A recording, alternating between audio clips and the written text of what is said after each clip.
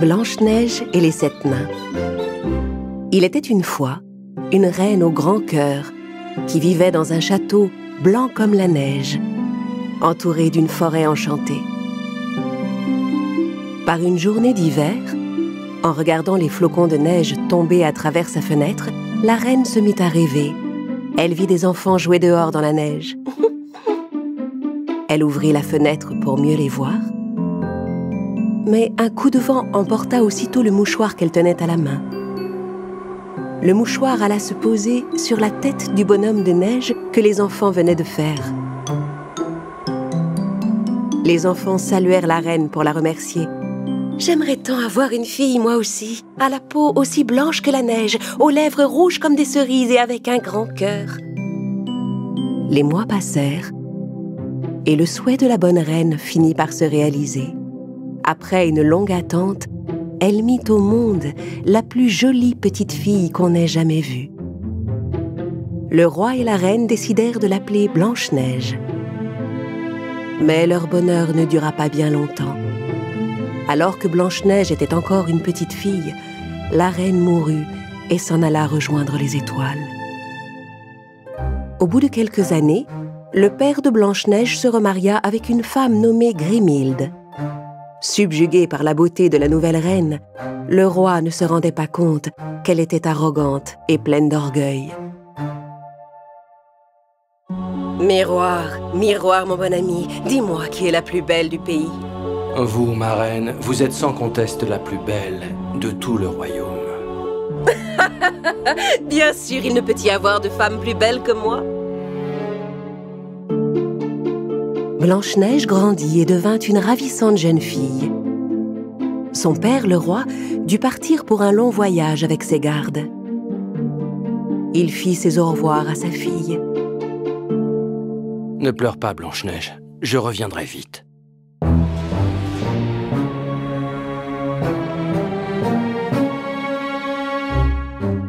Un jour, la méchante et orgueilleuse reine Grimhilde fit venir son fidèle chambellan, Duncoff. « Duncoff, découvre mon miroir magique !» Le vieux Duncoff était maladroit et se fit tomber le tissu qui couvrait le miroir sur la tête. « Imbécile, sors d'ici tout de suite !»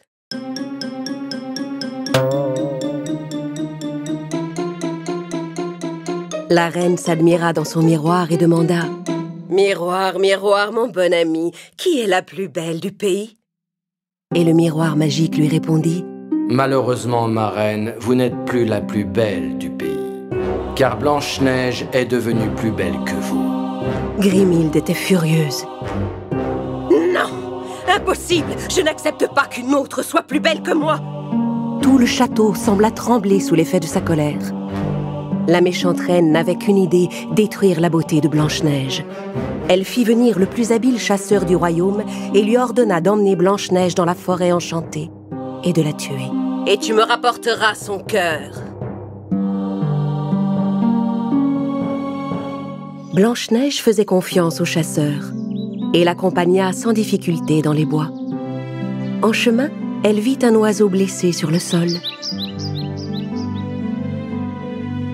Blanche-Neige ramassa le pauvre oiseau pour soigner son aile blessée.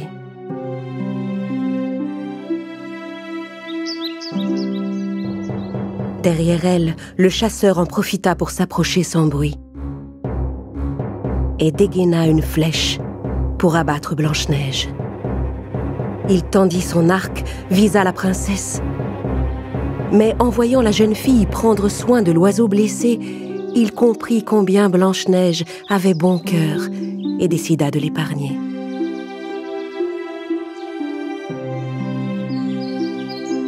Elle m'a ordonné de vous tuer, mais je ne peux me résoudre à ôter la vie d'une personne aussi bonne. Quoi? Qui voudrait m'ôter la vie? La reine Grimhilde. Vous devez fuir et aller vous cacher. Pour ne pas éveiller les soupçons de la reine, le chasseur abattit un sanglier sauvage et rapporta au château le cœur de l'animal afin de faire croire à Grimhilde que la princesse était morte. Terrifiée, la jeune fille s'enfuit dans la sombre forêt. Elle courut dans la nuit, entre les branches qui lui barraient la route et les chauves-souris qui volaient, jusqu'à ce qu'elle fût épuisée. À bout de force, elle se laissa tomber contre un arbre et s'endormit dans le froid et l'obscurité de la forêt enchantée. Quand le chasseur rentra au château, il alla directement trouver la reine.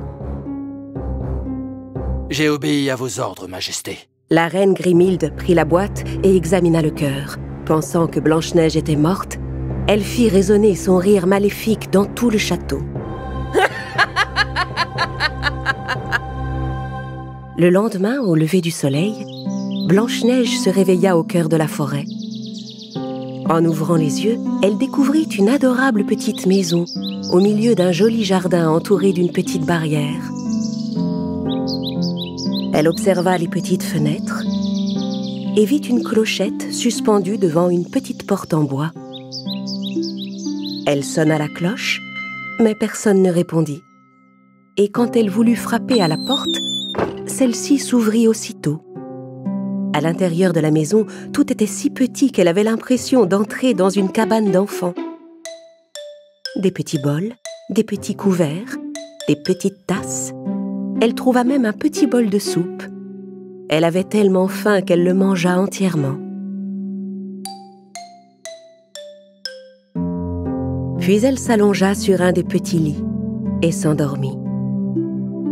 Non loin de là, les propriétaires de la maison finissaient leur travail dans la mine et s'apprêtaient à rentrer.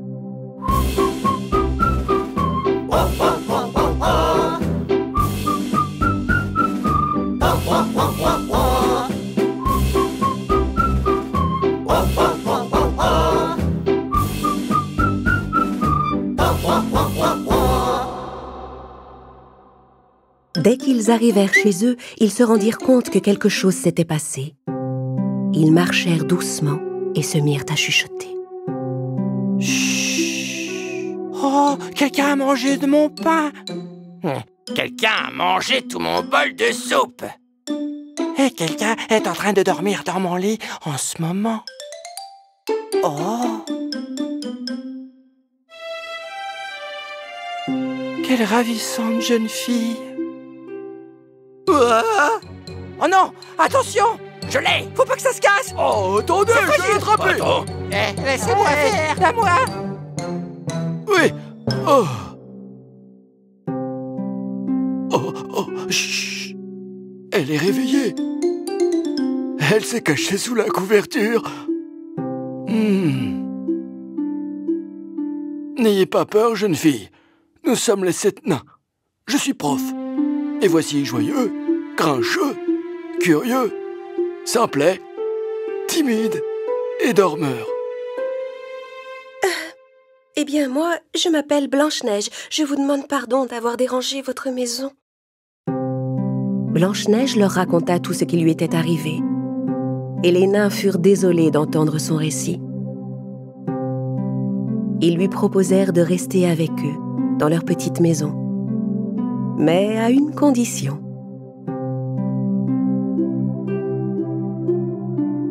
Nous adorons les chansons.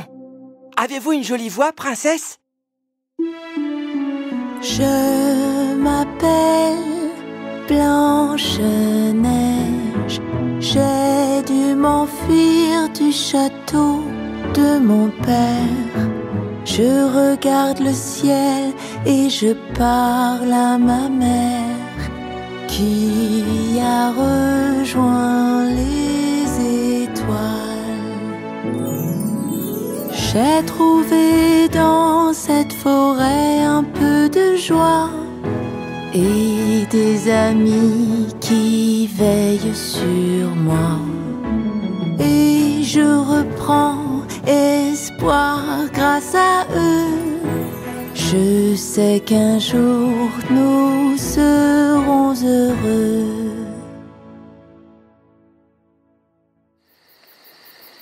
Très loin de là, dans un autre pays, vivait un jeune et beau prince du nom de Charles. Il adorait s'asseoir dehors la nuit et contempler les étoiles, qui lui faisaient penser aux personnes qu'il aimait. Un soir, il aperçut le visage de Blanche-Neige dans le ciel étoilé et décida de partir à sa recherche. Une fée lui expliqua qu'elle était en danger et lui offrit un collier magique. Aussitôt, le prince Charles enfourcha son fidèle cheval et partit en galopant à la recherche du beau visage qu'il avait vu dans le ciel. Pendant ce temps, au château, la méchante Grimhilde alla à nouveau trouver son miroir magique.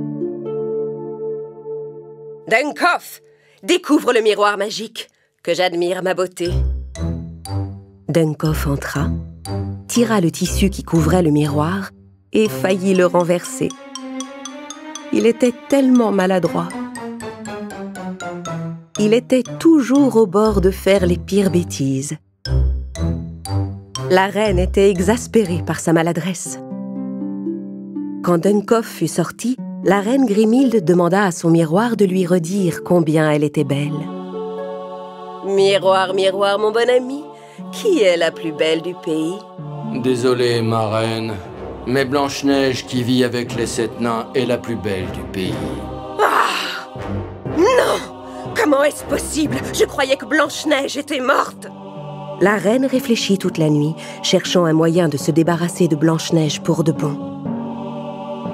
Elle pensa que le meilleur moyen était de se déguiser et elle se transforma en un adorable petit lapin. Le lendemain matin, les nains allèrent travailler. L'un après l'autre, ils embrassèrent Blanche-Neige et partirent pour la mine. Mais ils la mirent en garde avant de la laisser seule à la maison. « Surtout, princesse, n'ouvrez pas la porte à un inconnu, c'est trop dangereux !» La forêt semblait paisible et Blanche-Neige commença à arroser les fleurs du jardin. La jeune fille vit passer un petit lapin qui marchait en boitant et qui semblait blessé. Elle le prit dans ses bras et le ramena dans la maison. Elle lui fit un bandage autour de sa patte blessée, puis le laissa se reposer au soleil sur son lit. Le lapin fit mine de s'endormir, mais dès que la jeune fille eut quitté la pièce, il rouvrit les yeux et regarda autour de lui. Puis il se mit à faire quelques bonds et reprit soudain la forme de la méchante reine Grimhilde. Tout se passait comme elle l'avait prévu. Elle versa des gouttes de poison sur l'oreiller, en espérant que Blanche-Neige viendrait s'endormir dessus et mourrait en le respirant. Après avoir bien travaillé dans le jardin, Blanche-Neige, fatiguée, décida de rentrer se reposer. Elle s'apprêtait à poser sa tête sur l'oreiller empoisonné. « Bonsoir Blanche-Neige, on est content de rentrer !» Quand elle entendit les nains qui rentraient à la maison. La princesse alla leur ouvrir la porte et après un délicieux dîner, ils passèrent la soirée à danser. Puis Blanche-Neige s'endormit près de la cheminée. Grâce à cela, elle évita de dormir sur l'oreiller empoisonné. Quand la reine rentra au château, Dunkoff s'était endormi en montant la garde devant sa porte.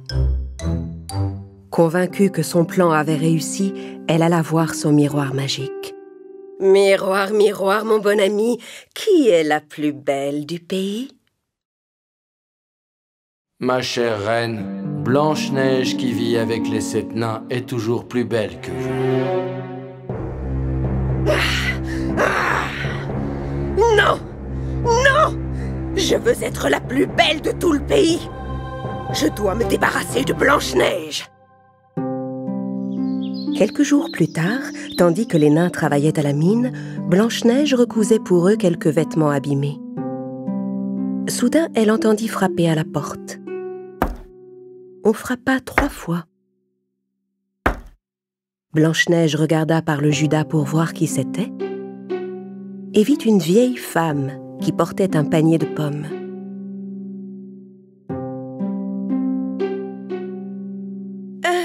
Qui êtes-vous?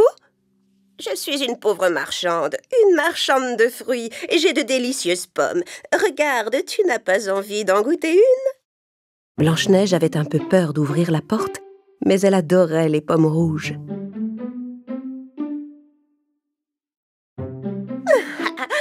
Tiens, voilà pour toi.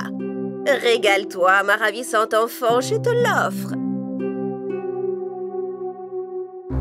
Blanche-Neige prit la pomme que lui offrait la vieille femme et mordit dedans.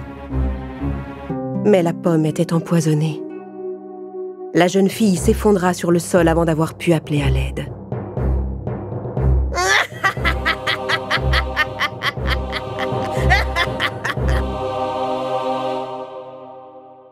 Pendant ce temps, le prince Charles se reposait avec son cheval à l'ombre d'un arbre. Il avait fait une longue route pour retrouver le beau visage qui lui était apparu dans le ciel. Sur la route qui se trouvait à côté, il vit passer une vieille femme avec un panier. Il s'apprêtait à la saluer quand soudain, il la vit se transformer sous ses yeux et reprendre l'aspect de la méchante reine Grimhilde. Le prince et son cheval étaient stupéfaits. Le prince décida de ne pas aller lui parler.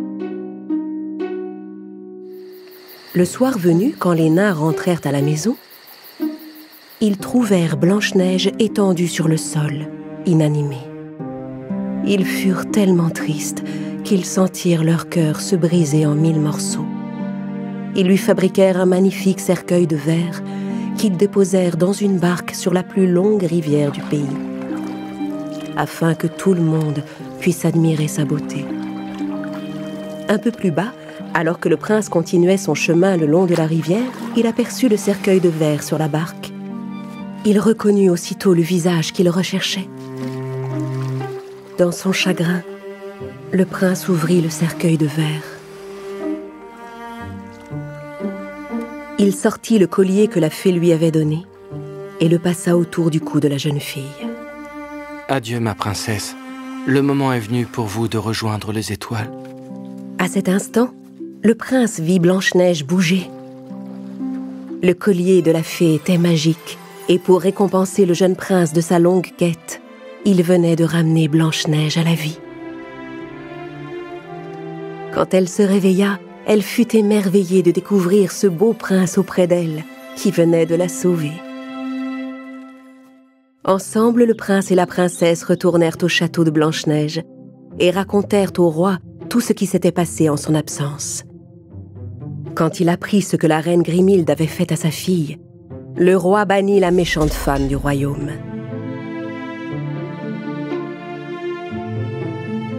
Puis il fit enfermer le miroir magique et toutes les affaires de la reine dans le donjon.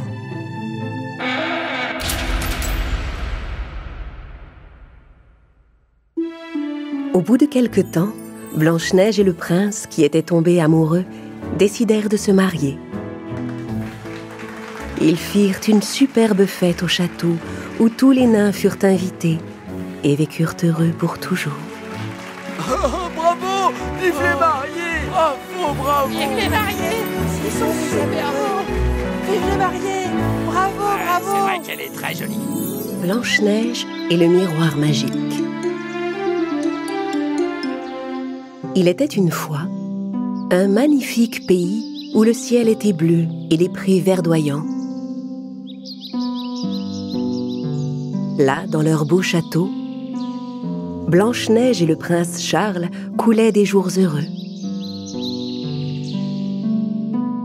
Mais non loin de chez eux, la méchante reine Grimhilde vivait dans une grotte sombre au milieu des montagnes.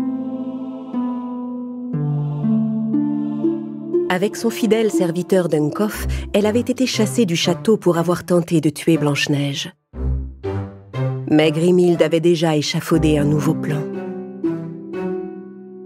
Dunkoff, cette fois, je te jure que personne ne pourra m'arrêter. Je vais me venger de cette maudite Blanche-Neige. Ça, j'en suis certain, votre majesté. Allons, chambellan.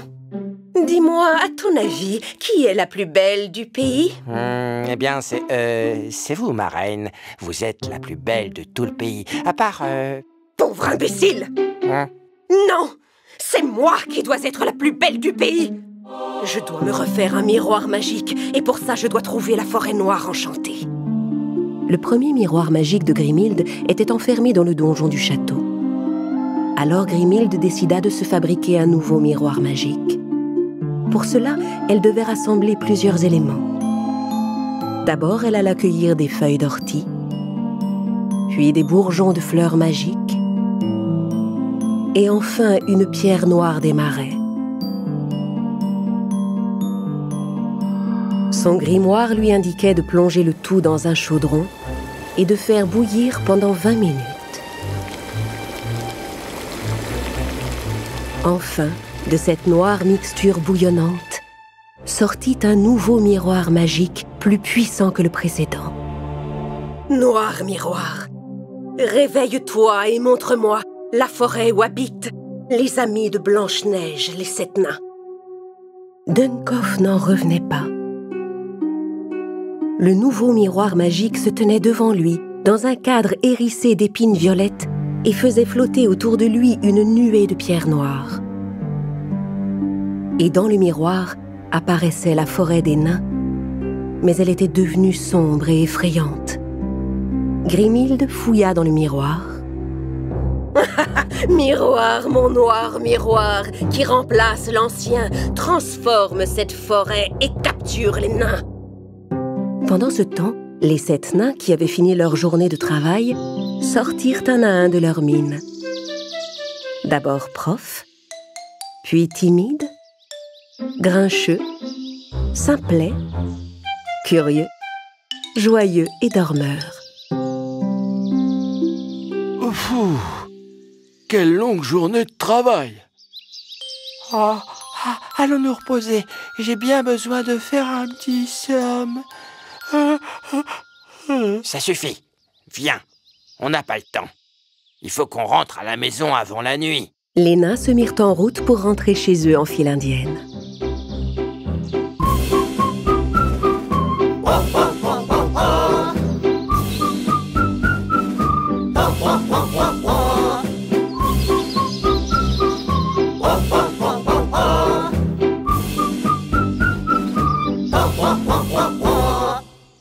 Simplet, qui fermait la marche, aperçut un corbeau qui volait de branche en branche. Le corbeau tenait dans son bec une petite pierre brillante. Intrigué, Simplet décida de grimper à l'arbre pour prendre la pierre brillante dans le bec du corbeau. Il grimpa, mais au moment où il allait atteindre le corbeau, l'arbre commença à se secouer. L'oiseau s'envola et disparut. Les branches se resserrèrent autour de Simplet, lui ôtant toute possibilité de s'échapper. L'arbre enchanté fit disparaître le pauvre nain, laissant derrière lui son bonnet vert. Les autres nains, sans se rendre compte que Simplet avait disparu, continuaient leur chemin. Curieux était maintenant le dernier de la file. Soudain, il sentit une délicieuse odeur de gâteau. Il ferma les yeux et commença à marcher en direction de ce merveilleux parfum. La forêt ensorcelée le mena tout droit contre la branche d'un arbre contre laquelle il se cogna la tête. Alors le fumet qu'il avait suivi s'épaissit, le couvrit tout entier et l'emporta. Il ne resta plus de lui que son bonnet jaune.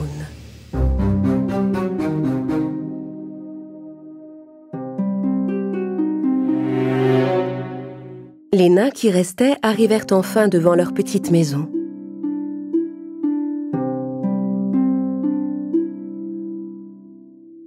Pendant ce temps, au château, Blanche-Neige rassemblait les meilleurs mets du royaume pour les porter à ses chers amis les nains. Mon très cher, je vais dans la forêt pour rendre visite à mes amis les 7 nains. Sois prudente, cette vilaine Grimhilde peut être n'importe où. Je t'aime tant, ma chérie. Blanche-Neige se mit en route et entra dans la forêt. C'est alors qu'un bel oiseau coloré vint se poser sur son épaule. Il essayait de lui dire quelque chose. L'oiseau s'envola devant elle, essayant d'inciter Blanche-Neige à le suivre. « Je vois, tu me demandes de te suivre. Très bien, je viens avec toi. » Tandis que Blanche-Neige suivait l'oiseau, elle trouva le bonnet vert qui pendait au bout d'une branche. « Mais c'est le bonnet de Simplet. Il lui est sûrement arrivé quelque chose. » La princesse continua à suivre l'oiseau. Elle trouva alors le bonnet jaune qui traînait par terre dans les herbes. « Mais c'est le bonnet de Curieux. La princesse et l'oiseau se dépêchèrent d'arriver à la maison des 7 nains. Quand elle entra, les nains étaient là, désespérés. Ah, Blanche-Neige, je suis content que tu sois là. Curieux et Simplet ont disparu. Aide-nous, je t'en prie. Il faut qu'on les retrouve. C'est sûrement un mauvais tour de Grimhilde. Partons à leur recherche. Timide et moi, on va rester ici à la maison, au cas où ils rentreraient. Blanche-Neige, Prof, Joyeux et Grincheux se mirent en route. Loin de là, devant la grotte de la reine au milieu des montagnes, Grimhilde et son serviteur Dunkoff avaient enfermé Curieux et Simplet dans une cage.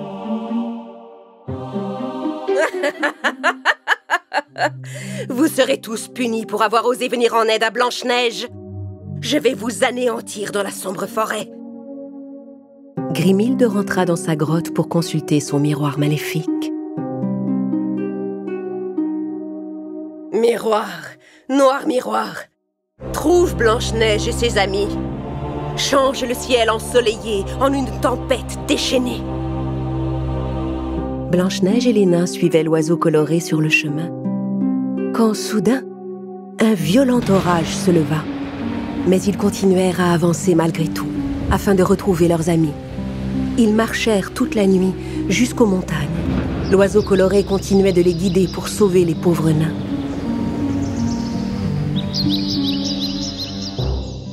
Du haut de la falaise, la méchante Grimhilde vit Blanche-Neige et les nains approcher. Elle savait que la tempête les avait épuisés.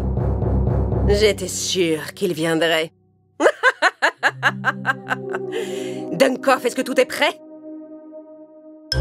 Oui, ma belle reine, tout est prêt.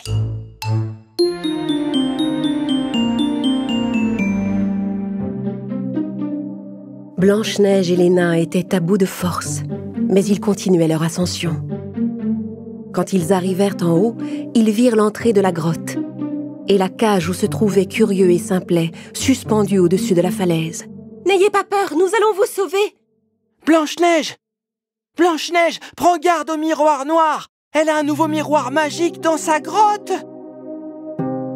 Blanche-Neige entra prudemment dans la grotte.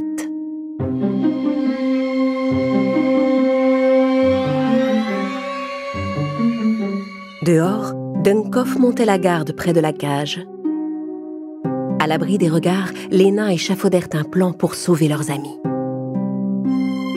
Grincheux se faufila derrière Dunkoff, sauta sur son dos et lui enfila un sac sur la tête. Joyeux fit descendre la cage. Celle-ci descendit si vite qu'elle frappa la tête de Dunkoff et l'assomma.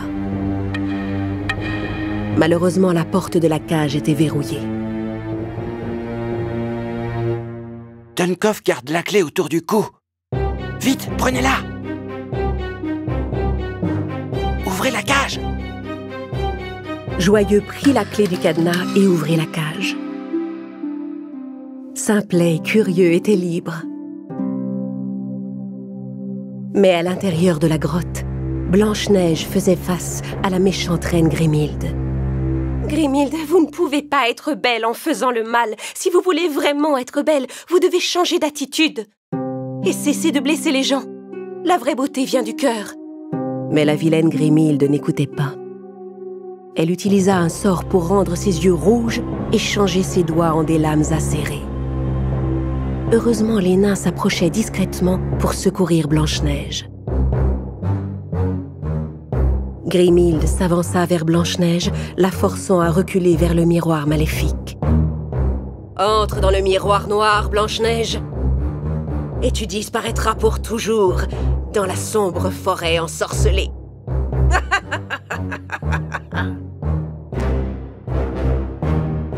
Tandis qu'elle s'avançait, Simplet se glissa devant les pieds de la reine.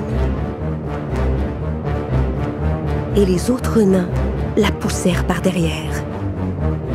Grimhilde trébucha devant Blanche-Neige et tomba à travers le miroir. Le cri de Grimhilde réveilla Dunkoff. Il accourut dans la grotte et vit Blanche-Neige à côté du miroir. « J'arrive, ma reine !» La plus belle de tout le pays. Les méchants étaient piégés. Les nains se précipitèrent dans les bras de Blanche-Neige. Merci de nous avoir sauvés, ma chère Blanche-Neige. Maintenant, débarrassons-nous de ça.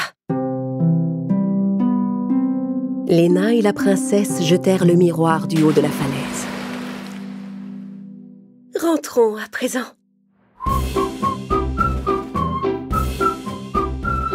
Simplet et Curieux étaient enfin rentrés, heureux d'être chez eux.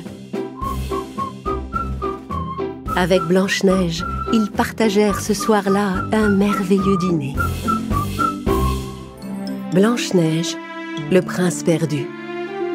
Il était une fois, dans un pays lointain, le plus brillant, le plus blanc et le plus grandiose des châteaux, où vivaient Blanche-Neige et son prince Charles. Ils s'aimaient tous les deux d'un amour profond. Le matin, ils parcouraient ensemble le jardin. L'après-midi, ils faisaient des promenades à cheval. Et le soir, ils dansaient dans la grande salle du château. Blanche-Neige, tu es tellement belle. Chaque soir, tu illumines mon cœur. Tant que tu seras auprès de moi, mon prince, je brillerai comme les étoiles dans le ciel. Ils vivaient paisiblement depuis que la méchante reine Grimhilde avait été chassée du château par le roi, puis piégée dans la sombre forêt. Mais dans cette forêt ensorcelée, la vilaine reine s'était fait son propre château de terre grâce à ses sortilèges. Son fidèle serviteur Duncoff était resté auprès d'elle. Grimhilde s'était aussi fabriqué une boule de cristal magique pour épier Blanche-Neige. Boule de cristal sur ma table, montre-moi Blanche-Neige si tu en es capable. Je hais Blanche-Neige, elle est tellement jolie.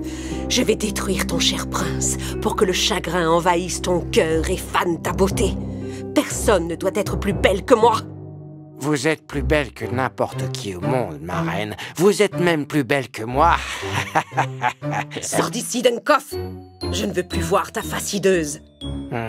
La méchante reine regarda dans la boule de cristal et vit le prince quitter le château. Grimhilde ferma les yeux et imagina un nouveau plan. Elle appela son miroir magique qui était tombé au fond de la mer. Miroir, mon noir miroir, miroir magique et noir, mets-toi sur le chemin du prince et tends-lui ton piège sans te faire voir. Le miroir magique disparut du fond des eaux et réapparut au pied d'un arbre, juste sur le chemin du prince. Puis il devint invisible et attendit le prince pour le piéger. Pendant ce temps, au palais, les meilleurs amis de Blanche-Neige, les 7 nains, partaient travailler à la mine.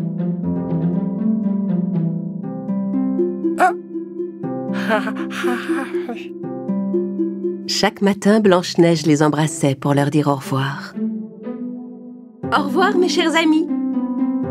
Le prince les avait chargés d'exploiter ses mines et de récolter des pierres précieuses pour le château.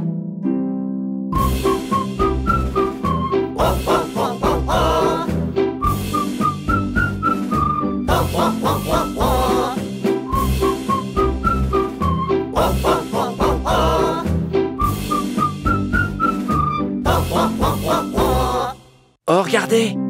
Qu'est-ce que c'est que cette chose? C'est tellement brillant! Regarde ce que tu as fait! Tu as tout éparpillé, Simplet! Oh, mais regardez, il y en a d'autres par là-bas! Mais oui, c'est vrai, regardez dans la roche!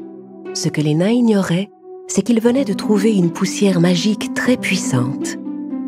Ils remplirent tous leurs sacoches de cette poussière brillante avant de se remettre en route pour le château. Et un petit peu de poudre pour toi, et un petit peu de poudre pour moi. Et voilà, tout le monde rentre chez soi. À l'autre bout du royaume, Charles parcourait les chemins sur son fidèle cheval blanc. Il en profitait pour cueillir de magnifiques roses rouges pour Blanche-Neige, son épouse. Soudain, il aperçut une superbe rose au pied d'un arbre et décida de s'approcher pour aller la cueillir. Au galop, mon grand! Wow, wow, là! Arrêtons-nous! Le prince ne voyait pas le miroir noir magique qui se trouvait devant lui. Il avança sa main pour cueillir la fleur et sa main disparut. Il s'avança un peu plus et disparut complètement dans le miroir invisible. Il ne resta plus rien de lui. Son cheval n'en revenait pas. Effrayé, il s'enfuit en galopant vers le château aussi vite qu'il le put. Le miroir noir menait tout droit à la sombre forêt ensorcelée, où le prince tomba étendu sur le sol. C'était le plan de Grimhilde. « Prince Charles, étendu devant moi, je t'ordonne à présent d'obéir à ma voix. Efface tous tes souvenirs de Blanche-Neige. Oublie tout ce que tu sais d'elle et deviens désormais mon serviteur fidèle. » Alors Charles se réveilla. Mais quelque chose avait changé dans ses yeux. Il avait tout oublié de Blanche-Neige et le sortilège de la reine en avait fait son serviteur. « Je suis à vos ordres, ma reine. »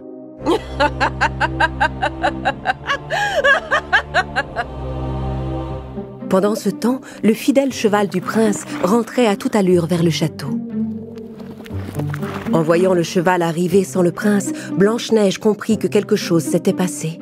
« Oh, tu es seule? Il est arrivé quelque chose à Charles? » « Oh non !» Blanche-Neige eut une idée. Elle se précipita vers la pièce la plus isolée, la plus sombre du château où le premier miroir magique de la reine Grimhilde avait été enfermé.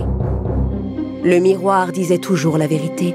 Elle savait qu'elle pouvait compter sur lui pour lui dire où Charles se trouvait. Les 7 nains qui rentraient au château ignoraient ce qui était arrivé à Charles. Mais quand ils virent Blanche-Neige courir l'air inquiet, ils se précipitèrent derrière elle et la suivirent jusqu'au donjon pour comprendre ce qui se passait. Blanche-Neige s'arrêta devant le miroir magique. « Miroir, miroir magique, qui te tient devant moi, je t'en prie, réponds-moi !» Le miroir magique restait muet. Blanche-Neige essaya à nouveau. « Miroir, miroir, mon bon ami, réponds-moi, je t'en supplie !» Cette fois, le miroir répondit. « Vous cherchez le prince Charles. Grimhilde l'a pris au piège dans la sombre forêt. » Oh, Grimhilde!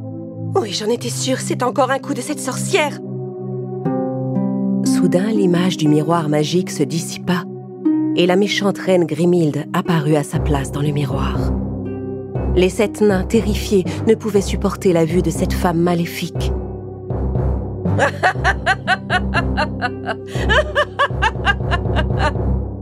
Si tu veux retrouver ton cher prince, entre dans le miroir pour le rejoindre.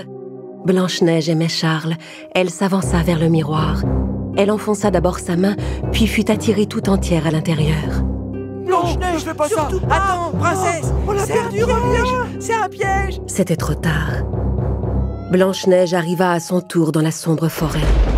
Des éclairs déchiraient le ciel, des arbres brûlaient dans la nuit, et d'effrayantes créatures erraient tout autour.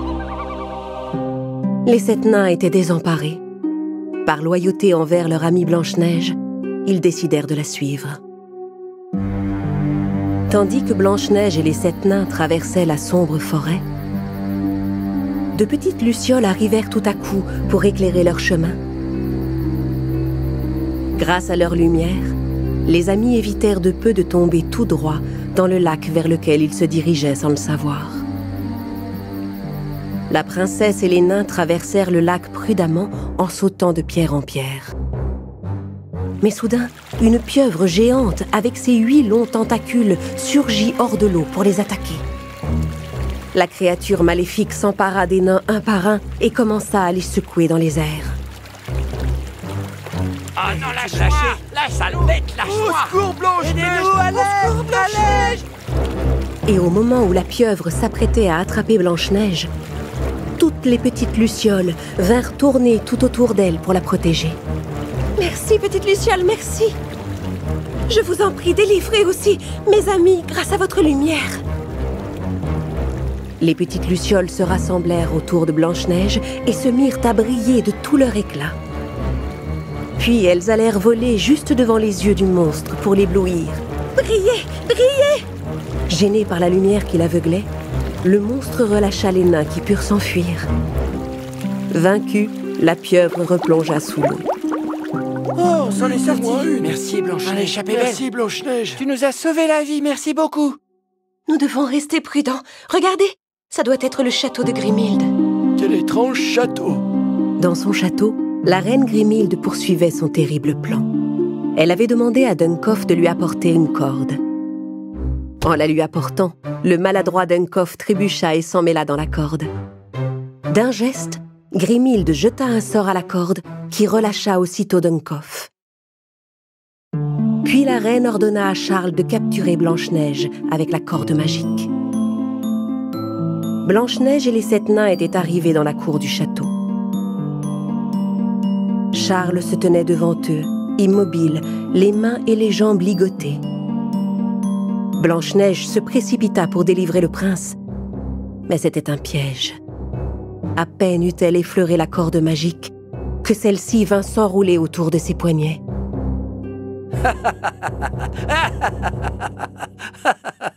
Je l'ai capturée, ma reine. Les 7 nains essayèrent de délivrer la princesse, mais la méchante reine Grimhilde apparut soudain derrière le prince. « Tu es ma prisonnière, jolie Blanche-Neige. Vous êtes cruelle, Grimhilde. Vous avez ensorcelé mon prince bien-aimé avec votre magie. » Grimhilde s'avança vers Blanche-Neige pour l'anéantir avec son feu magique. Des flammes maléfiques brûlaient tout autour d'elle. Les nains étaient pétrifiés, mais Simplet finit par réagir et se précipita vers la reine pour l'arrêter. En courant, il trébucha sur une pierre. Dans sa chute, il perdit sa petite sacoche qui vola dans les airs, laissant échapper la poussière magique de la mine. La poussière retomba sur les poignets de la princesse et la corde se détacha. « Je suis libre !» Regardez, la poussière qu'on a trouvée dans la mine a rompu le sort. Quoi?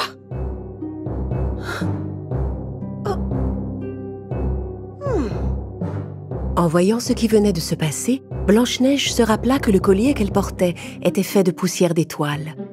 Elle ouvrit le pendentif et souffla la poussière d'étoiles vers Charles. Aussitôt, le prince fut délivré de son sortilège et redevint lui-même. « La corde! Dunkoff, donne-moi la corde magique !» Mais Charles fut le plus rapide. Il attrapa la corde et la jeta sur Dunkoff. La corde magique s'enroula autour de Dunkoff et le ligota. Tous ensemble, les nains s'approchèrent de la méchante reine et soufflèrent sur elle la poussière magique qu'ils avaient récoltée. La poudre éteint instantanément les flammes maléfiques et Grimhilde se changea en statue de pierre. Puis la poussière magique fut emportée par le vent, qui la répandit dans toute la sombre forêt, lui rendant enfin sa beauté et sa paix. Les fleurs se remirent à pousser et les arbres retrouvèrent leur feuillage. Grimhilde n'était plus qu'une statue. Elle ne pouvait désormais plus faire de mal à personne. Tranquille. On est soulagés, prince. Ah, bien fait pour eux. L'envie au prince. L'amour et l'amitié reprirent toute leur place. Blanche-Neige, le prince et les 7 nains retournèrent dans leur château et retrouvèrent ensemble une vie paisible et heureuse. J'ai trouvé dans cette forêt un peu de joie et des amis qui veillent sur moi. Et je reprends espoir grâce à eux. Blanche-Neige et le chasseur. Il était une fois un beau château où Blanche-Neige et son prince Charles menaient une vie heureuse.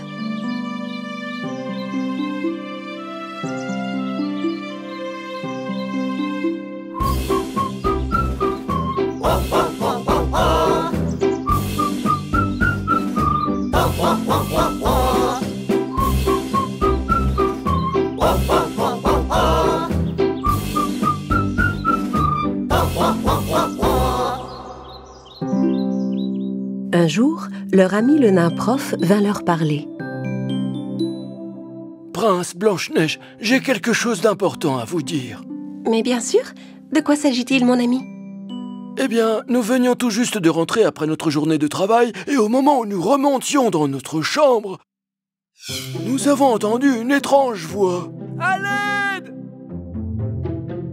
Alors nous sommes allés voir. Nous avons traversé un long couloir, descendu des escaliers et nous avons vu... Qu'est-ce que vous avez vu, prof? Un cachot, prince. Et enfermé dans ce cachot, un chasseur. Un chasseur? C'est sûrement le chasseur qui m'a sauvé la vie. La méchante Grimhilde doit l'avoir enfermé là pour le punir d'avoir désobéi. Blanche-Neige et Charles se précipitèrent vers le cachot dont Prof avait parlé.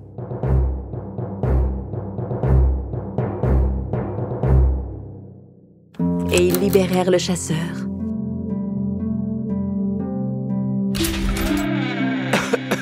Merci de m'avoir délivré, Blanche-Neige. J'ai l'impression que je suis enfermé ici depuis une éternité.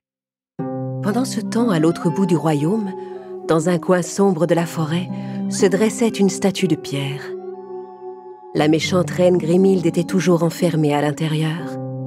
Juste à côté, son serviteur Dunkoff avait fabriqué une tente avec des branches et de vieux tissus. Et sous la tente, il parcourait le grimoire de Grimhilde afin de trouver un sort pour la délivrer. Sort d'invisibilité, sort de brume, sort de jeunesse. Un sort de jeunesse, ça peut servir. Très bien, alors... Ah, le voilà. Parfait, j'ai trouvé. Dunkoff sortit de la tente, prit une branche sur un arbre et commença à l'agiter comme s'il s'agissait d'une baguette magique. Cette fois, je viens vous délivrer, ma reine. Abracadabra! De pierre devient humaine. D'humaine redevient la plus grande des reines. Ta-ta-ta! La statue de pierre commença à se fissurer. Quelque chose de magique se passait. Mais soudain, Grimhilde se transforma en un énorme escargot. Elle se mit à ramper vers Dunkoff d'un air furieux. Dunkoff se rendit compte qu'il avait fait une terrible bêtise et se précipita dans la tente pour chercher un meilleur sortilège. Ah, nom d'une limace! Il faut que j'arrange ça. Il trouva finalement un autre sort et agita sa baguette en direction de l'escargot. Et voilà! Cette fois, Grimhilde se changea en une énorme grenouille. Terrifié par l'animal, Dunkoff se réfugia dans la tente. Filons d'ici! Sa baguette toujours à la main, il continua de réfléchir à haute voix.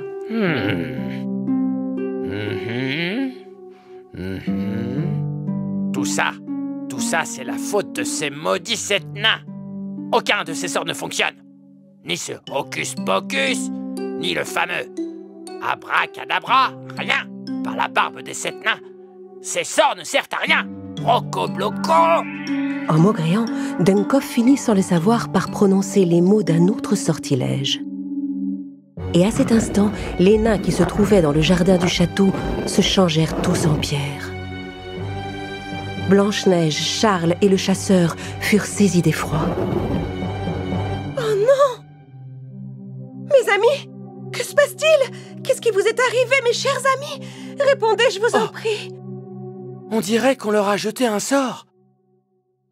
Blanche-Neige courut dans la pièce où était rangé le miroir magique de Grimhilde pour l'interroger. Miroir, miroir, mon bon ami, les 7 nains, dis-moi ce qu'ils ont, je t'en prie. Vos amis, ma chère princesse, Dunkoff leur a jeté un sort de très loin, alors qu'il essayait de délivrer Grimhilde de sa malédiction. Oh, comment peut-on annuler ce sort et libérer mes amis de ce sortilège? Écoute bien, Blanche-Neige. Pour annuler ce sortilège, il existe un autre sort écrit sur une page déchirée du grimoire et caché dans la forêt. Blanche-Neige fit venir le chasseur dans la salle du trône.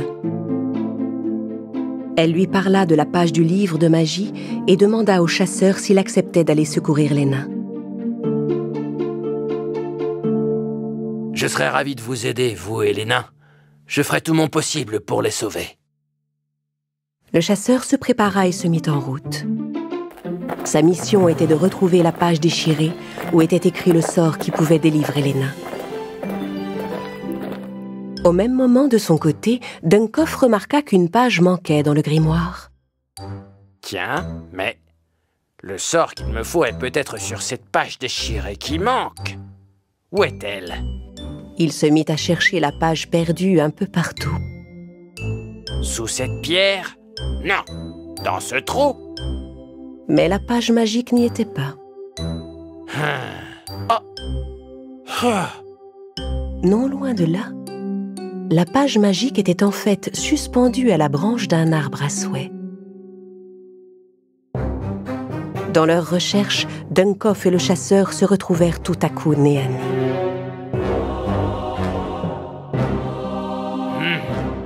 Ils s'avancèrent de quelques pas. Dunkoff était un peu effrayé. C'est alors qu'ils remarquèrent le rouleau de papier accroché dans l'arbre à souhait. Ils étaient tous les deux à la même distance de l'arbre. Ils devaient faire vite pour l'atteindre. Dunkoff se mit à courir aussi vite que ses petites jambes pouvaient le porter. Mais le chasseur eut une meilleure idée. Il prit son arc et décocha une flèche. Ah, waouh, c'est qu'il est rapide! Regardez comme ce vieux rusé va vite. Dunkoff allait tellement vite que même la flèche avait du mal à le rattraper. Mais il ne pensait pas à regarder le chemin et ne vit pas la pierre qui se trouvait devant ses pieds. La flèche fila devant lui et décrocha la page de l'arbre. J'aurais dû utiliser ce sortilège de jeunesse. Dunkoff avait encore échoué et le chasseur récupéra bien vite la page magique et la rapporta au château. Blanche-Neige prit le précieux papier et alla trouver les nains. « Écoutez-moi, statue de pierre, que par ces quelques mots, enfin je vous libère, que ce sortilège brise l'ancien et vous change à nouveau en nain. » Les nains de pierre commencèrent peu à peu à se craqueler. Et un à un, les nains retrouvèrent leur aspect. D'abord prof, puis simplet, timide, grincheux, joyeux, curieux et dormeur. Oh, merci Blanche-Neige, nous voilà libres. Ça fait du bien, hein? Oh oui, ça fait du bien d'être libre. Merci de nous avoir délivrés, ma princesse. Oui, et merci à vous, cher chasseur. Oh, je me sens tout bizarre, j'ai dormi comme une pierre.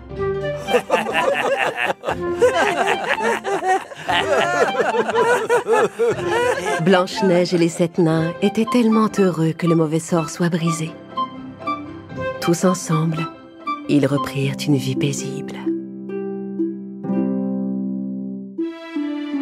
Je m'appelle Blanche-Neige. J'ai dû m'enfuir du château de mon père.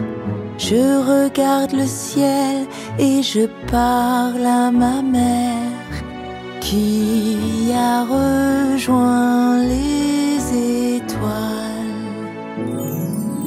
J'ai trouvé dans cette forêt un peu de joie et des amis qui veillent sur moi.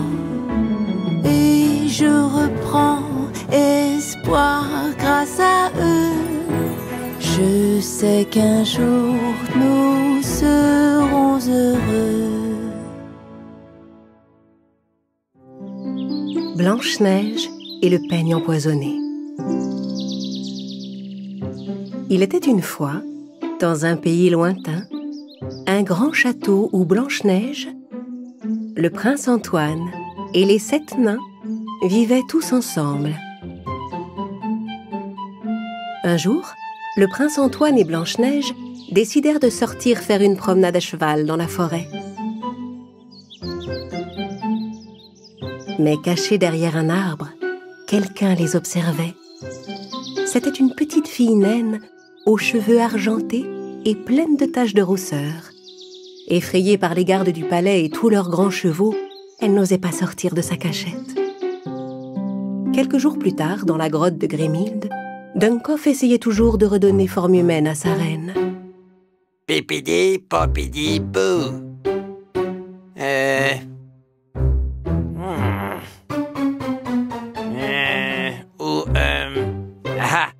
chère reine, j'ai une idée pour vous faire revenir. J'ai lu un jour dans un conte de fées que si un jeune prince vous embrassait... Dunkoff ouvrit son grimoire à la page du sort de jeunesse et prononça les mots magiques. Mon bon grimoire, entends mes mots et rends-moi jeune et beau. Et il fut instantanément changé en un jeune et beau prince. Grimhilde n'en revenait pas. Dunkoff déposa un baiser sur la grenouille, qui reprit aussitôt l'apparence de la reine.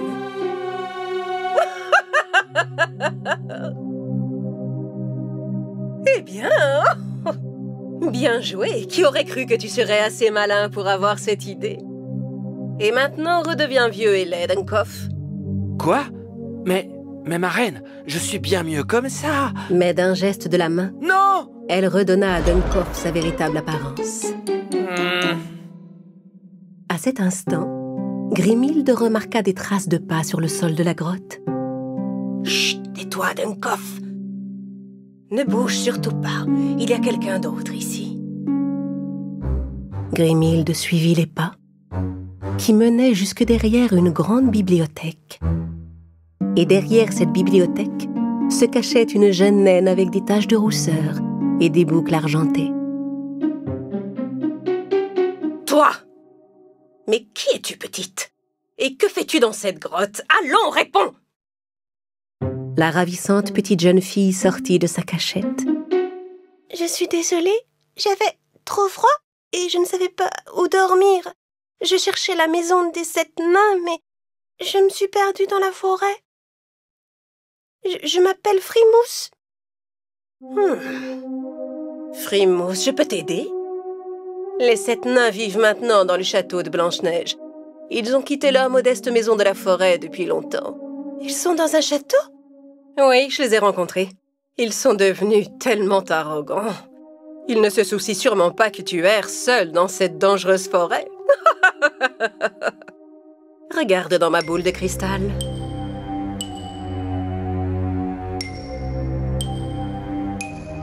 Grimhilde montra à la jeune fille combien les 7 nains étaient heureux dans leur château. Et Frimousse se sentit seule et abandonnée. Je vais te confier un petit secret, Frimousse. Il faut que tu fasses quelque chose de gentil pour Blanche-Neige. Et de cette manière, ils seront tous tes amis. Tiens, prends ce peigne avec toi. Si tu coiffes avec les cheveux de la princesse, tu seras aussi aimé qu'elle. Et ils t'inviteront même à vivre avec eux dans leur château. Mais Grimhilde ne lui dit pas qu'elle allait empoisonner le peigne et qu'elle lui jetterait un sort, de sorte que dès qu'il toucherait les cheveux de Blanche-Neige, la belle princesse deviendrait aussitôt vieille et laide. Frimousse rangea le peigne dans son sac, puis elle prit le chemin que la méchante reine lui avait indiqué pour rejoindre le château. Tandis que Frimousse traversait la forêt, un bel oiseau coloré vint voler au-dessus d'elle. Et il laissa tomber une de ses plumes dans la main de Frimousse. La fillette mit la plume dans ses cheveux. La plume devait être magique, car les cheveux argentés de Frimousse prirent aussitôt une belle couleur dorée. La jeune fille était ravie.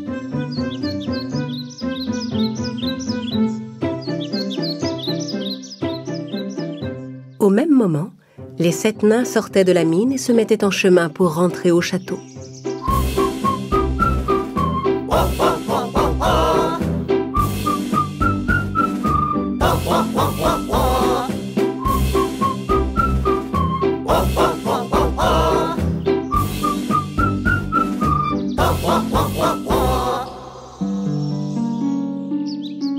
C'est alors qu'ils aperçurent Frimousse avec ses beaux cheveux dorés. Oh, il y a quelqu'un là-bas.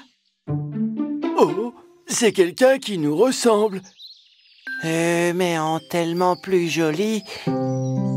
Les nains s'approchèrent de Frimousse pour se présenter.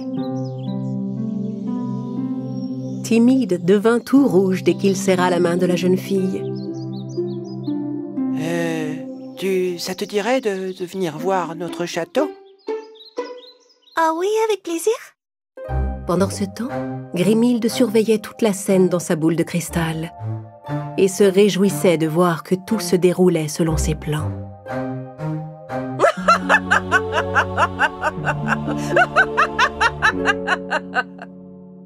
Les nains arrivèrent tous ensemble au château. C'était la première fois de sa vie que la jeune Frimousse voyait un aussi grand château et un aussi beau jardin.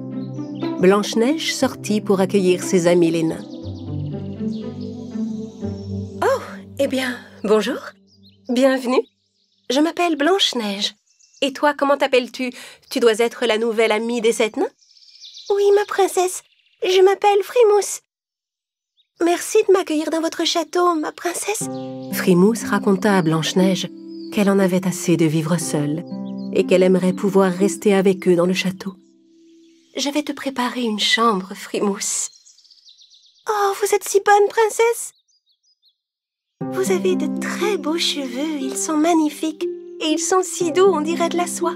Laissez-moi les coiffer avec mon peigne. Frimousse sortit son peigne et commença à peigner les cheveux de Blanche-Neige, ignorant que la méchante Grimhilde avait empoisonné le peigne. À peine le peigne eut-il touché les cheveux de Blanche-Neige qu'ils devinrent complètement gris. Oh non! Et le visage de Blanche-Neige se rida comme celui d'une vieille femme. Blanche-Neige! Princesse, votre visage, qu'est-ce qui vous arrive? Oui, j'ai enfin réussi cette fois. La princesse s'approcha d'un petit bassin et regarda son reflet à la surface de l'eau.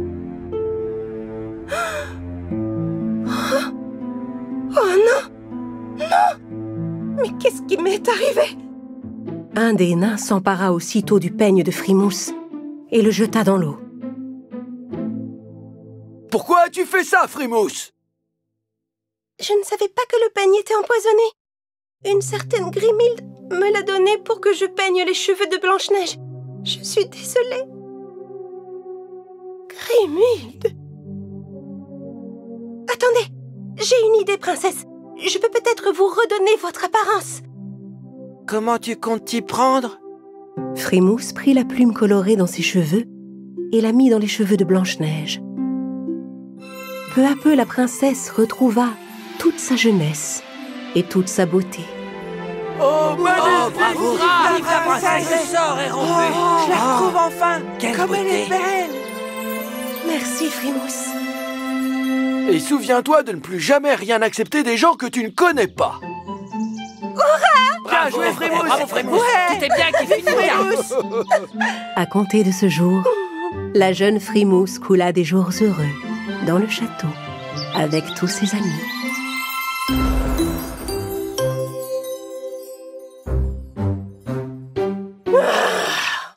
Elle a encore survécu. Je ne gagne jamais. Je déteste Blanche-Neige. Blanche-Neige, les nains somnambules. Il était une fois, dans un pays lointain, Blanche-Neige et son prince qui vivaient avec les 7 nains dans un magnifique château. Un jour, la jolie Blanche-Neige sortit se promener dans le jardin du château. Les nains y passaient leur journée pour tondre la pelouse et prendre soin des plantes. Mais ce matin-là, le jardin était désert. Blanche-Neige se demanda où étaient passés ses amis. Prof? Simplet? Timide? Où êtes-vous? Comme ils n'étaient pas dans le jardin, elle alla voir s'ils étaient chez eux. Elle ouvrit doucement la porte, mais ne vit personne à l'intérieur. Elle commença à s'inquiéter. Mais où sont-ils passés? Et pourquoi sont-ils partis du château sans rien dire? Ils savaient bien que je m'inquiéterais. Blanche-Neige retourna au château. Elle chercha les nains partout, mais ne les trouva nulle part. La veille, les nains s'étaient rendus tous ensemble dans leur ancienne petite maison. Il n'avait pas prévenu Blanche-Neige parce qu'il comptait lui rapporter une magnifique fleur et lui faire la surprise. Ils s'occupèrent de leur jardin et cueillirent la plus jolie fleur qui y poussait. Puis ils se remirent en route pour le château. De l'autre côté du bois, ils arrivèrent au bord de la rivière. Ils montèrent tous dans le bateau qu'ils avaient laissé là et traversèrent sans encombre. Mais dès qu'ils mirent pied à terre sur l'autre rive, ils virent un vieil homme venir vers eux. Ce n'était autre que Duncoff, le vilain assistant de la méchante reine Grimhilde. Il se tenait devant eux, une bouteille d'eau à la main. Oh non, regardez qui est là, mes amis. C'est ce vilain Duncoff. Bonjour, mes chers petits nains. Comment allez-vous? Très bien. Mais ôte-toi de notre chemin, Duncoff. Oui, regarde, nous sommes 7 et tu es tout seul. Tu ne peux pas nous battre. Allons, allons, calmez-vous. Je ne veux vous faire aucun mal. Je voulais juste vous offrir un peu d'eau. Voilà tout. Vous devez avoir soif. Merci, c'est inutile. On n'a pas besoin d'eau. Mais attends Grincheux, tu réponds peut-être un peu vite, tu ne crois pas? Regarde, Timide et Dormeur ont l'air assoiffés. Mais cet individu... Merci Duncoff, c'est bien aimable. Je crois qu'un peu d'eau nous fera le plus grand bien. Duncoff remit la bouteille qu'il tenait à Prof, et les nains burent de l'eau chacun leur tour. En les voyant faire, Duncoff éclata de rire. Il rit si fort qu'il en tomba à la renverse. À tel point que les nains finirent par se demander s'ils n'allaient pas mourir de rire.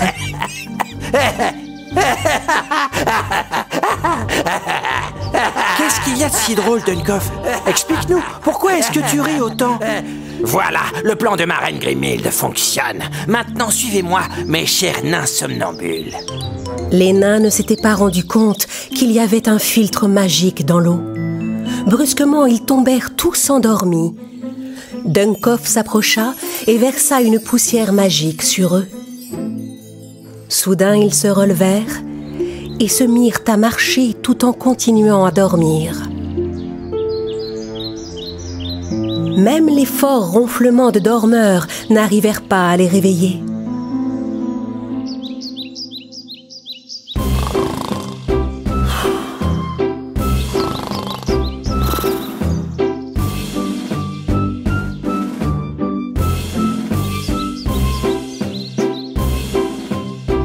Très bien.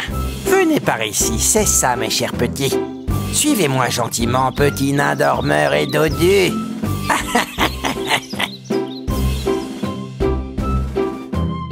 Tandis que les nains suivaient Duncoff malgré eux, Blanche-Neige remarqua de nombreuses traces de pas dans l'herbe du jardin. Ces traces, ce sont les empreintes des 7 nains. Si je suis cette piste jusqu'au bout, je finirai sûrement par les retrouver. Alors Blanche-Neige se mit en route, sous le regard attentif de la méchante reine Grimhilde, qui espionnait la princesse à travers sa boule de cristal.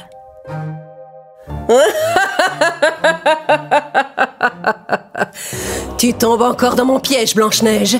Je ne te laisserai plus t'enfuir avant d'avoir détruit ta beauté. Jette-toi dans la gueule du loup pour sauver tes chers amis les 7 nains. Les 7 nains entrèrent un à un dans la grotte de Grimhilde et s'arrêtèrent dans un coin. Pendant ce temps, dans les bois, Blanche-Neige continuait de suivre les empreintes laissées par les nains et finit par se rendre compte que la piste menait à la grotte de Grimhilde. J'aurais dû m'en douter. Grimhilde prépare encore un mauvais coup. Qu'a-t-elle encore fait à mes chers amis? Je dois la retrouver et l'arrêter. Tandis que Blanche-Neige s'approchait de la grotte, une gentille fée apparut devant elle. Oh, une petite fée! Je n'en crois pas mes yeux. La fée ne pouvait pas parler à Blanche-Neige, mais elle lui donna une flûte magique. Mais je ne sais pas jouer de la flûte. La princesse ne comprenait pas à quoi devait lui servir cette flûte. Ensuite, la petite fée forma autour de Blanche-Neige un cercle magique pour l'aider à se protéger des sortilèges de Grimhilde. Puis elle disparut dans la forêt. Blanche-Neige garda la flûte avec elle et se remit en chemin. Après un moment de marche, elle arriva enfin à la grotte de Grimhilde. Grimhilde! Justement, je t'attendais, ma chère Blanche-Neige. Vous n'avez toujours pas cessé vos activités maléfiques, à ce que je vois. Je sais que vous avez kidnappé mes amis les nains. Kidnappé? Moi? Mais ils sont venus jusqu'ici eux-mêmes. Et ils sont à mon service maintenant. À genoux, nains! Les nains s'approchèrent tous de Grimhilde et s'agenouillèrent devant elle. Mais leurs yeux étaient toujours fermés, car ils étaient plongés dans un profond sommeil. « Oh non, mes chers amis, que vous est-il arrivé? Ouvrez les yeux !» Ils ne peuvent pas t'entendre. Ils n'entendent plus que moi et n'obéissent qu'à mes ordres désormais. Allez, nains, encerclez Blanche-Neige immédiatement et emparez-vous de sa beauté. Les 7 nains se dirigèrent aussitôt vers Blanche-Neige, tout en continuant à dormir. La princesse était perdue et effrayée par l'attitude de ses amis. C'est alors qu'elle se rappela la flûte que la gentille fée lui avait donnée. Elle la sortit et commença à en jouer. Quand ils entendirent la musique de la flûte magique, les nains sortirent peu à peu de leur profond sommeil.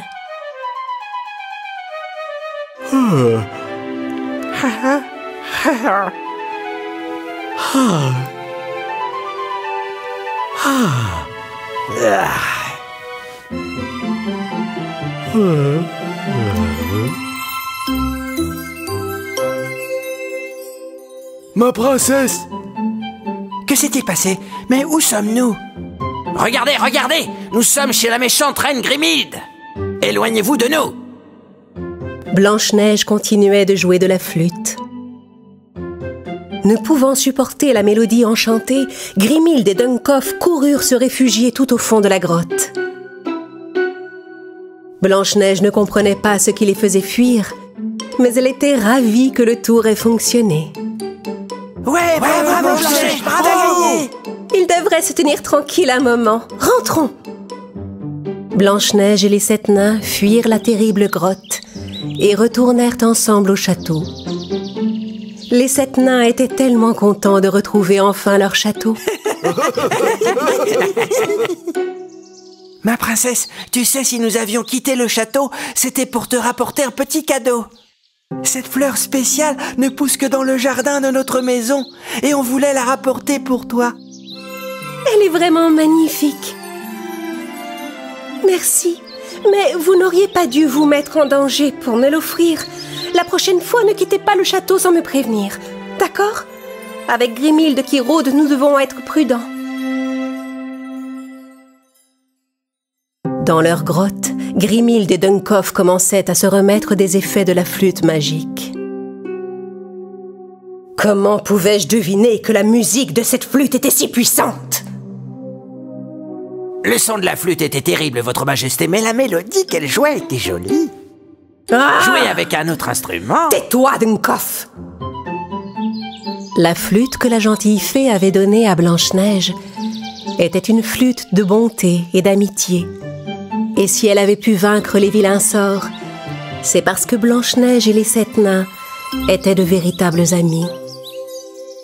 Ceux qui ne connaissent pas l'amitié et la bonté étaient incapables de supporter le son de cette flûte parce qu'ils ignoraient ce que ces sentiments signifiaient réellement.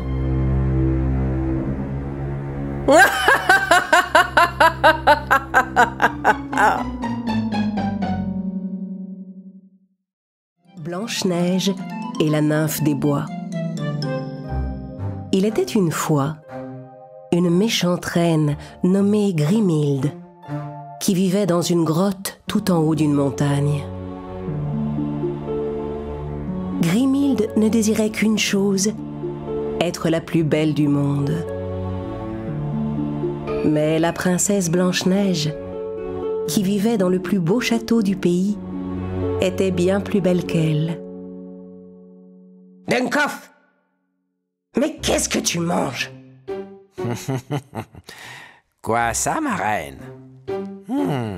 Un steak bien grillé et délicieux. Vous voulez en goûter un morceau? Ah, Berk, certainement pas. Contrairement à toi, je fais attention à ce que je mange, moi. Mais c'est le meilleur steak que j'ai jamais mangé, ma reine. Ah! Va-t'en, Dunkoff. Va manger ailleurs et laisse-moi seule avec cette petite nymphe.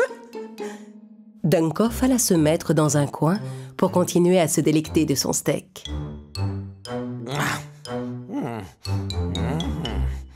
Petite nymphe des bois, dis-moi, que se passera-t-il si tu ne t'envoles pas dans le ciel ce soir? La petite nymphe voltait en tous sens dans sa cage, effrayée. La pleine lune ne pourra pas briller dans le ciel, n'est-ce pas? Et qu'adviendra-t-il alors si la nuit n'est plus éclairée d'aucune lumière? Les ténèbres.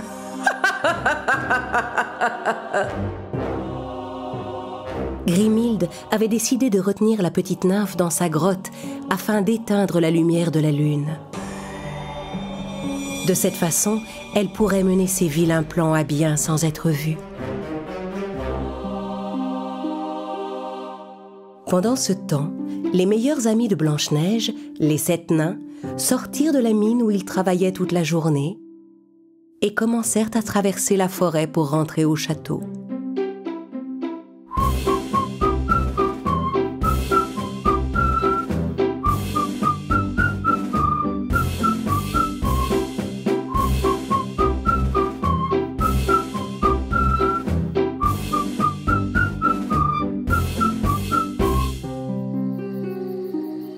Dis donc, prof, il fait toujours aussi sombre quand on rentre au château?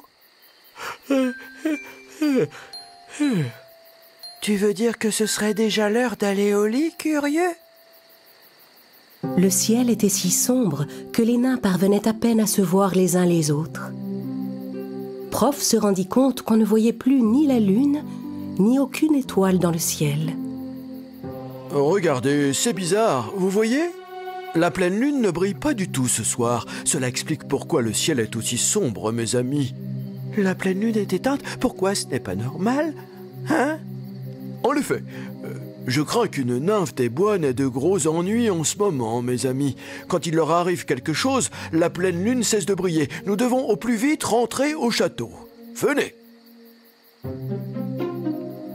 Les nains allumèrent leurs lanternes pour éclairer le chemin du retour. Au château, Blanche-Neige et son prince guettaient leur retour depuis leur balcon. Je trouve la nuit étrangement sombre ce soir. Et les 7 nains ne sont toujours pas rentrés. J'espère qu'ils ne sont pas perdus dans le noir. Soudain, le prince aperçut des lumières entre les arbres. Regarde ces lumières là-bas. Ce sont peut-être les 7 nains. Mais oui, tu as raison, c'est sûrement eux. Blanche-Neige sortit dans le jardin et courut à leur rencontre. Mes chers amis, il fait tellement sombre. Comment êtes-vous rentrés? Nous travaillons dans une mine, ma princesse. On est toute la journée sous la terre. On est habitué à utiliser nos lanternes. Pour nous, c'est pas un problème, mais on a une mauvaise nouvelle, Blanche-Neige. La nymphe des bois qui éclaire la lune est sûrement en danger. On n'a jamais vu une nuit de pleine lune si obscure. C'est la seule explication. C'est peut-être la nymphe qui m'a aidée l'autre jour dans la forêt. Elle a sûrement besoin d'aide. Je dois absolument la retrouver. Blanche-Neige se rendit aussitôt dans la pièce la plus ancienne et la plus sombre du château, où était conservé l'ancien miroir magique de Grimhilde, qui disait toujours la vérité. « Miroir, miroir, qui te tient devant moi, dis-moi ce qui arrive à la nymphe des bois. » Le miroir magique lui montra alors la nymphe enfermée dans une cage. « Je le savais, cet endroit sinistre où se trouve cette cage, c'est la grotte de Grimhilde. » Blanche-Neige monta sur son cheval et, pleine de courage, partit au galop pour secourir la nymphe sans se préoccuper du danger.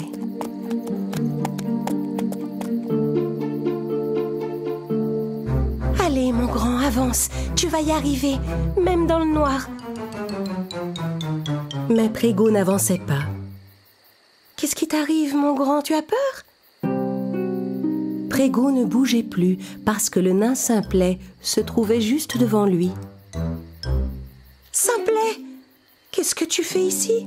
Je ne voulais pas te laisser partir seule, princesse. Et regarde ça, j'ai pris ma lanterne. Blanche-Neige fit monter Simplet derrière elle et se remit en route. Tu es toujours aussi courageuse, Blanche-Neige. Et en plus, tu peux voir. Grimhilde se mit à prononcer des formules magiques devant sa boule de cristal. Pendant ce temps, Simplet et Blanche-Neige, qui chevauchaient à travers la forêt, entendirent d'étranges bruits.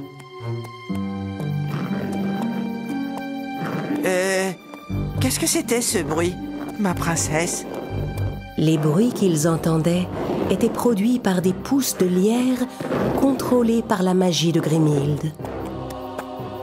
Le lierre poussa à toute vitesse et éleva ses branches pour s'emparer de Simplet et de Blanche-Neige. Heureusement, Prégo réagit rapidement et recula d'un coup pour leur échapper. Lâche-moi! Oh, non, qu'est-ce que c'est que non, ce le lierre lierre nous géant? tient. À l'aide! Au secours, à l'aide! Prégo fixa les branches de lierre d'un regard perçant. Il gratta le sol de son sabot à plusieurs reprises, puis s'élança vers le lierre de toutes ses forces. Il le piétina si fort qu'il réussit à écraser les branches et à les couper de leur pouvoir magique. Toutes les tiges se rétractèrent et rentrèrent dans le sol. Blanche-Neige et Simplet étaient enfin libérés de leur terrible piège. Merci, Prégo, tu as été fantastique et très courageux. En route, Simplet, maintenant, allons sauver la nymphe. Dans sa grotte, Grimhilde se tenait devant son miroir noir avec Duncoff. Blanche-Neige ne pourra jamais se défaire de ce lierre, Duncoff. Elle est perdue. Demain, nous serons débarrassés d'elle et je serai à nouveau la plus belle du royaume. Assurément, ma reine. Vos lianes magiques doivent déjà l'avoir fait disparaître. Mais pendant ce temps, Blanche-Neige et Simplet avaient déjà atteint le repère de Grimhilde. Ils entrèrent dans la grotte sans faire de bruit et aperçurent une cage posée dans un coin. « Simplet, reste ici et surtout ne fais aucun bruit, d'accord ?» À petits pas silencieux, Blanche-Neige s'approcha de la cage sans que Grimhilde et Duncoff la voient. Elle souleva le tissu qui couvrait la cage et ouvrit la porte. La nymphe sortit de la cage et vint discrètement se poser sur l'épaule de Blanche-Neige.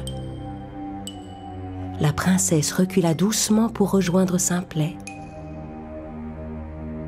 Mais alors qu'ils s'apprêtaient à sortir ensemble de la grotte, Simplet trébucha sur une pierre et tomba par terre, rompant le silence qui régnait à cet instant dans les lieux.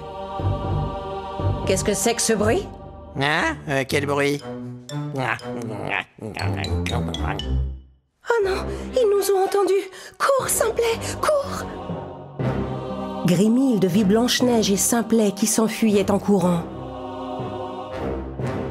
Blanche-Neige? Mais comment a-t-elle pu se libérer du lierre? Puis elle se rendit compte que la cage était vide. Oh non! Et ils ont emmené la nymphe avec eux! Cours, Duncoff! Rattrape-les! Même en courant aussi vite qu'il le put, Duncoff ne parvint pas à les rattraper. Blanche-Neige et Simplet montèrent sur le dos de Prégo et s'éloignèrent de la grotte en emmenant la nymphe avec eux. Non, non, non! Mais enfin, comment est-ce possible? Nous avons encore échoué une fois de plus. Comment vais-je redevenir la plus belle du royaume? Arrivée au milieu des bois, Blanche-Neige arrêta son cheval. Maintenant, tu es libre, nymphe des bois. Vole et rallume notre jolie pleine lune. La princesse souleva délicatement la nymphe pour la laisser s'envoler. Tandis que la nymphe s'élevait dans le ciel, les étoiles se rallumèrent une à une. Et enfin, la pleine lune recommença à briller au milieu de la nuit.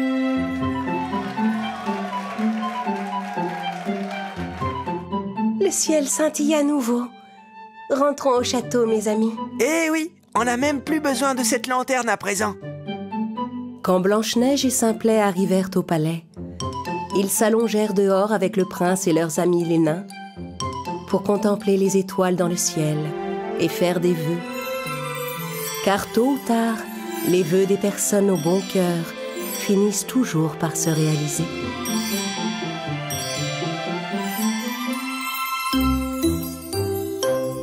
Blanche-Neige et la couronne royale. Il était une fois une très belle jeune femme nommée Blanche-Neige qui vivait dans un pays lointain. Un jour, Blanche-Neige alla se promener dans les bois avec son fidèle cheval Prégo.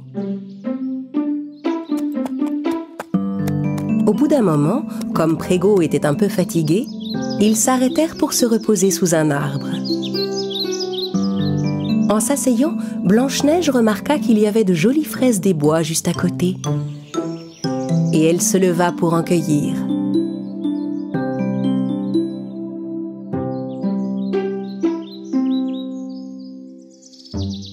Les fraises des bois sont tellement bonnes, je pourrais en manger des poignées entières, Prégo. La princesse tendit quelques fraises des bois à Prégo, qui les mangea avec plaisir, car la promenade lui avait ouvert l'appétit. Puis ils se remirent tranquillement en route. Au même moment, un peu plus loin dans la forêt, Grimhilde, qui était jalouse de la beauté de Blanche-Neige, se promenait aussi. Comme toujours, elle était accompagnée de son assistant maladroit, Dunkoff. Hé! Hé! Ma reine! Ça y est, la saison des fraises des bois est de retour. Regardez, je vous en ai cueilli. Idiot, je me demande quand tu seras capable de quoi que ce soit. Grimhilde était venue dans la forêt pour y cueillir de quoi faire de nouvelles potions.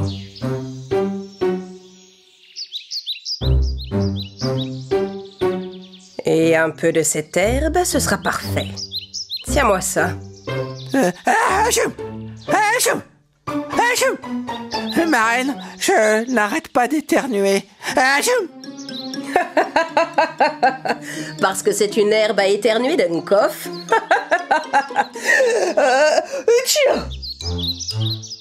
Grimhilde se protégea des effets de l'herbe à éternuer avec un petit geste magique, tandis que Dunkoff, lui, continuait d'éternuer.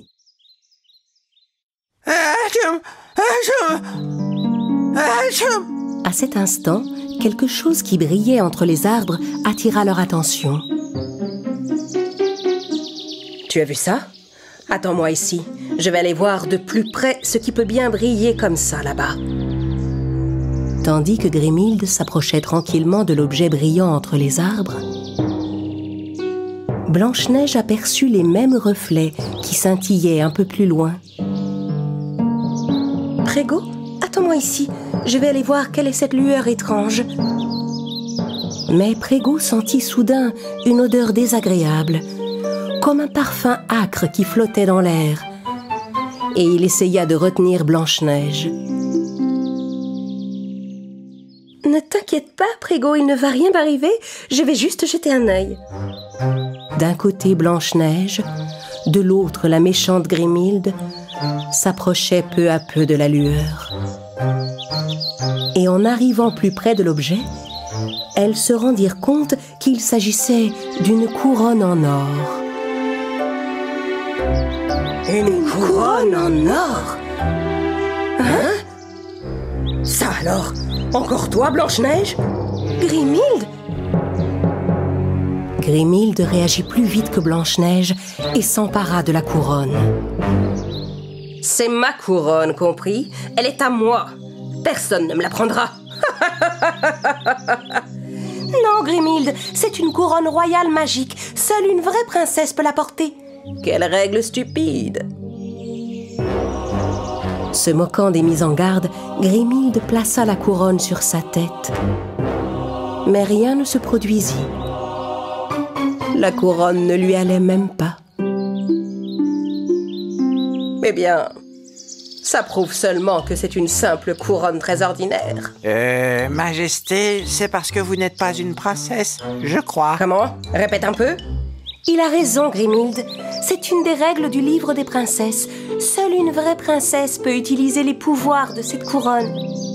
Eh bien, si c'est comme ça, je vais garder cette couronne et tu ne profiteras jamais de son pouvoir, Blanche-Neige. Sur ces mots, Grimhilde s'éloigna en emportant la couronne. Curieuse de voir l'effet de la couronne, Blanche-Neige courut derrière elle. Attends, si tu me donnes la couronne, je te révélerai le secret de ma beauté. Quoi?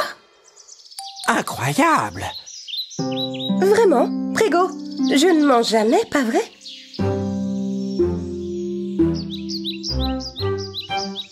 Grimhilde désirait plus que tout au monde connaître le secret de la beauté de Blanche-Neige. Très bien, c'est d'accord. Mais ça ne va pas être facile de gagner cette couronne. Avec le petit miroir magique qu'elle gardait dans sa poche, Grimhilde fit apparaître 3 boîtes identiques.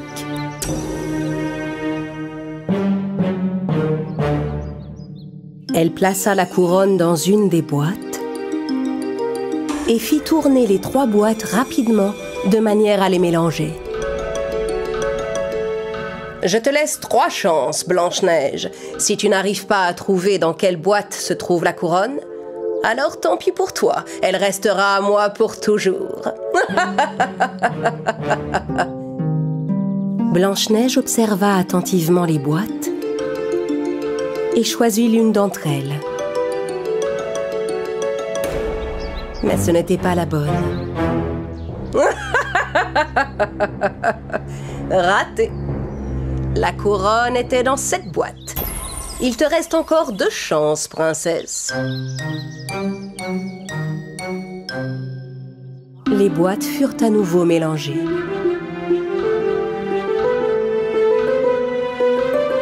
Cette fois, la princesse fit bien attention de suivre des yeux la boîte avec la couronne.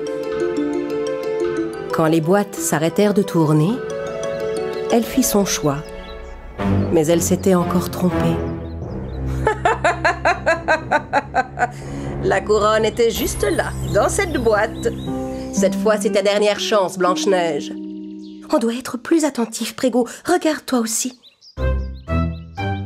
Grimhilde remit la couronne dans une des boîtes et recommença à les mélanger avec son miroir magique. Blanche-Neige et Prégo ne lâchaient pas la boîte des yeux.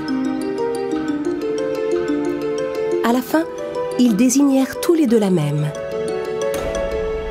Et ils trouvèrent la couronne. Non! Mais non! C'est impossible! On a fini par la trouver. Maintenant, tu peux rendre la couronne royale à sa vraie propriétaire, Grimhilde. Moi. Non! Pas question! Je la garde! Je l'ai trouvée la première, elle est à moi!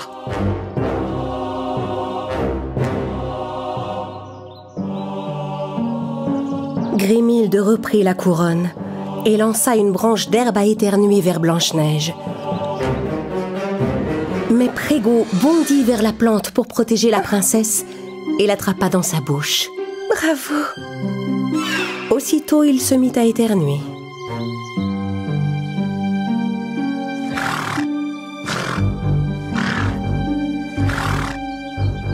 Prégo, tu devrais manger des fraises des bois. Je pense que ça te ferait du bien. En regardant autour de lui, Prégo aperçut les fraises des bois que Dunkov tenait dans sa main.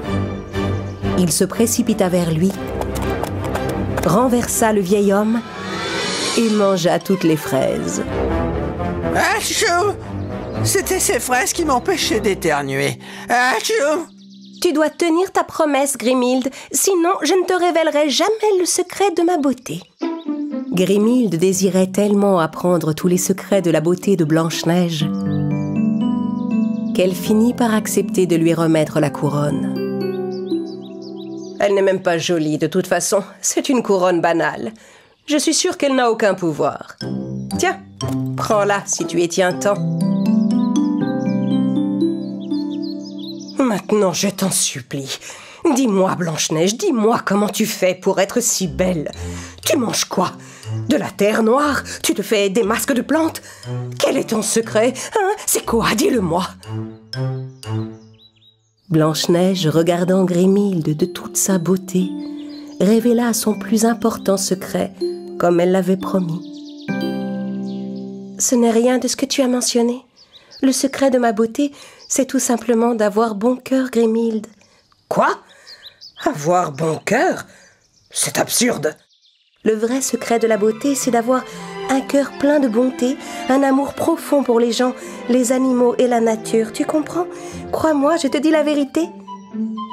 Sur ces dernières paroles, Blanche-Neige monta sur son cheval Prégo. Puis elle mit la couronne royale sur sa tête et commença peu à peu à disparaître devant eux. Trouve la bonté au fond de ton cœur. Grimhilde et Duncoff n'en croyaient pas leurs yeux. C'était donc ça? La couronne royale a le pouvoir de rendre invisible. Comment puis-je avoir un bon cœur? Je dois aller consulter mon grimoire. Ôte-toi de mon chemin, Duncoff. Blanche-Neige retourna au château avec la couronne royale.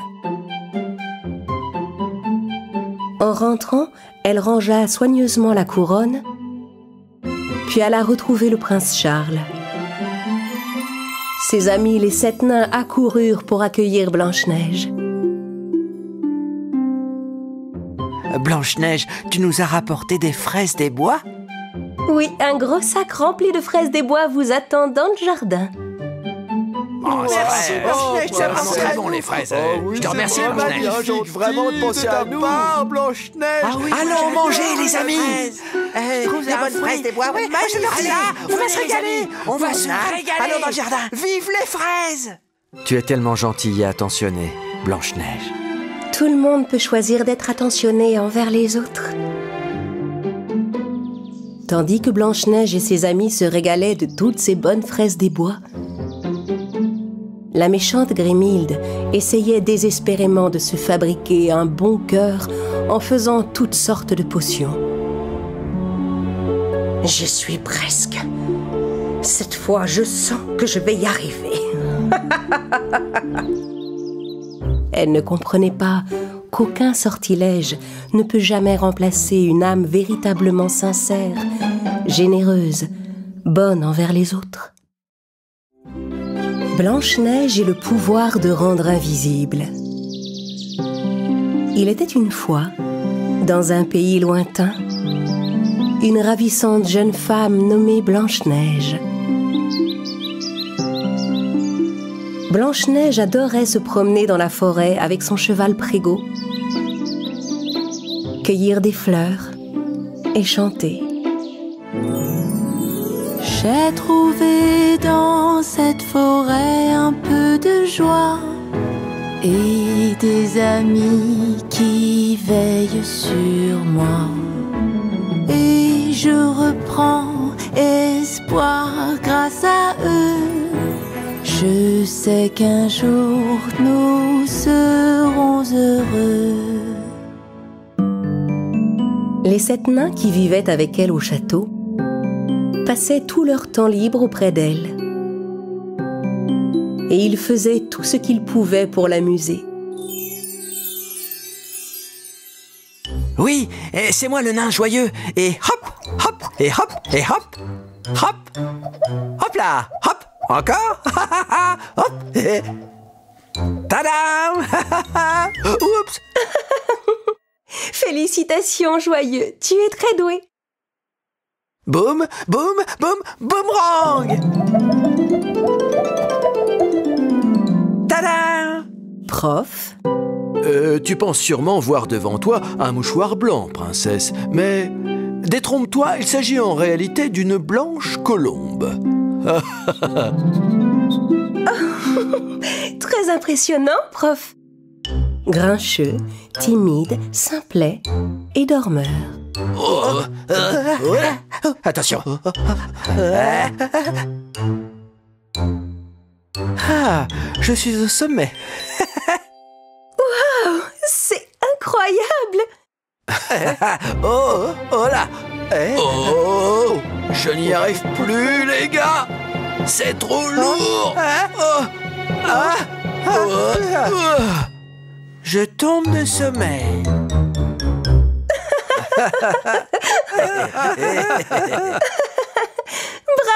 bravo! C'était formidable, vous arrivez toujours à me faire rire, mes chers amis. Tu es notre princesse bien-aimée, Blanche-Neige. Tandis que Blanche-Neige s'amusait avec ses amis les nains, Simplet quitta discrètement la pièce.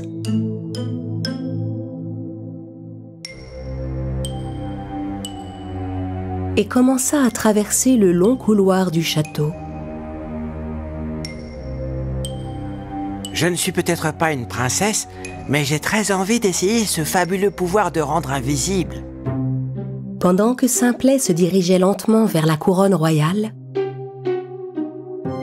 Grimhilde, qui vivait dans sa grotte au cœur de la forêt, épiait la vie du château d'un œil envieux à travers sa boule de cristal. Pourquoi est-ce qu'il s'amuse autant? Dunkoff! Oui, ma reine? Amuse-moi, Dunkoff. Ah, vous amusez. Je connais justement une histoire drôle. Voilà, c'est l'histoire de 3 hommes. Un paysan, un châtelain et un homme de la ville. L'un d'eux a de très grands pieds, un autre des pieds moyens et le dernier des tout petits pieds. Ils entrent chez un cordonnier. Ça suffit! Hein? Je t'ai dit de m'amuser, pas de me faire dormir. Mais vous n'avez pas entendu la fin, ma reine. C'est drôle. Hors de ma vue, Dunkoff, tu m'exaspères. Sors! Compris. Grimhilde retourna voir sa boule de cristal. Et ses yeux étincelèrent en découvrant le nain Simplet se saisir de la couronne royale. C'est la couronne royale? Mais qu'est-ce que ce nain fait avec ça? Simplet souleva la couronne royale et la posa sur sa tête. Et soudain, il devint invisible. Mais il ne s'en rendait pas compte, car lui continuait de se voir. C'est ça, le pouvoir de rendre invisible? J'ai l'impression qu'il ne se passe rien. Grimhilde, qui assistait à la scène à travers sa boule de cristal, n'en revenait pas de ce qu'elle voyait. Mais je croyais que seule une princesse pouvait utiliser ce pouvoir. Je constate que les nains aussi peuvent atteindre l'invisibilité.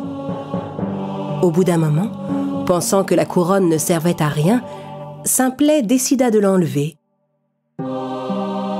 Mais la couronne royale restait coincée sur sa tête. Oh non! Oh, c'est pas vrai! Je n'arrive plus à l'enlever de ma tête! En constatant que Simplet était invisible, Grimhilde eut une idée. Si je ne peux pas me faire un cœur plus tendre que celui de Blanche-Neige et surpasser définitivement sa beauté, je vais me transformer en naine et m'emparer de la couronne. Comme ça, je pourrais me rendre invisible. Hein? Qui, vous? Une naine? Vous êtes certaine? Mais oui, c'est une idée géniale, non, Dunkoff? Simplet alla demander aux autres nains de l'aider à enlever la couronne.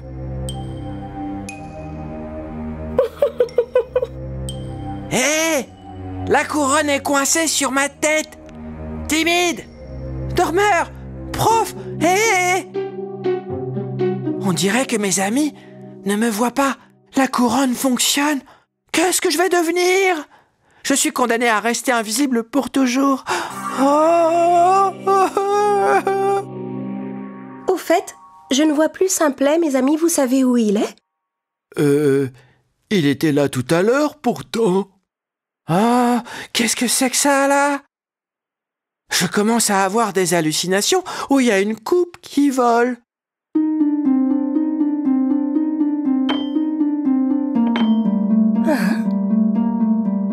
Oh, quelqu'un a pris mon bonnet. Oh, quelqu'un m'a enlevé le mien aussi. Simplet essayait de montrer à ses amis qu'il était là, à côté d'eux, dans la grande salle du château. Mais ça ne servait qu'à effrayer les nains et la princesse, qui ne comprenaient pas ce qui se passait. Il se passe des choses inquiétantes, mes amis. Nous devons retrouver Simplet, il lui est peut-être arrivé quelque chose. Les nains et Blanche-Neige quittèrent la grande salle. Le pauvre Simplet était désespéré. Non, attendez! Ne partez pas! Je suis juste là! La princesse et les nains sortirent dans le jardin du château et se mirent à chercher Simplet. Simplet! Simplet n'est pas dans le château, princesse. J'ai cherché partout. Simplet avait suivi ses amis jusque dans le jardin du château. Tandis que les nains continuaient à chercher, Timide vit soudain en face de lui un panier plein de pommes se soulever tout seul et flotter dans les airs. Regardez par là! Un panier de pommes volant!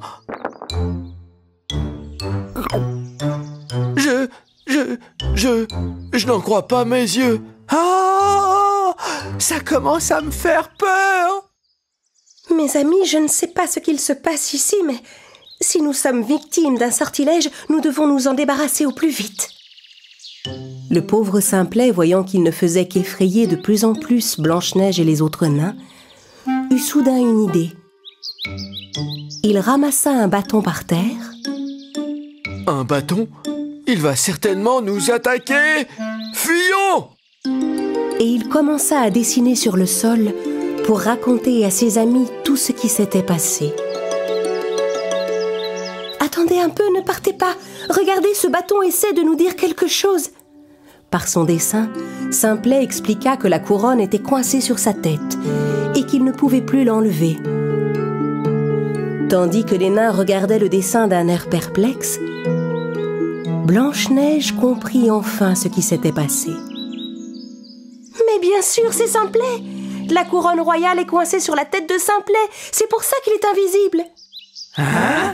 Oh! Attends, ne bouge pas d'où tu es, Simplet. Je sais que tu nous entends. On va te délivrer.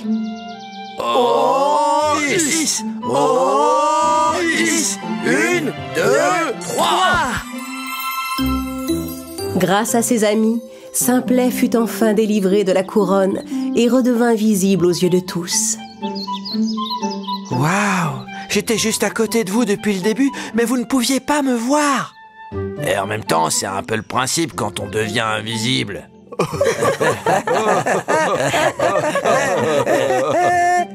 Mais au fait, le pouvoir de rendre invisible n'est pas juste pour les princesses? Blanche-Neige venait d'apprendre, grâce à Simplet, que les nains et les princesses pouvaient utiliser le pouvoir de rendre invisible.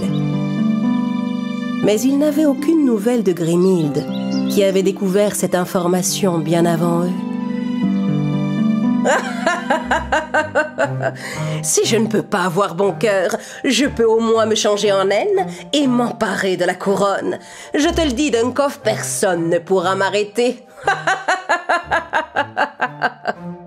Alors qu'il y a encore tant de choses à apprendre dans le monde, les gens méchants se servent de tout ce qu'ils savent pour faire le mal, tandis que les gens au grand cœur, comme Blanche-Neige, utilisent ce qu'ils savent pour faire le bien, parce que c'est à cela que le savoir doit servir.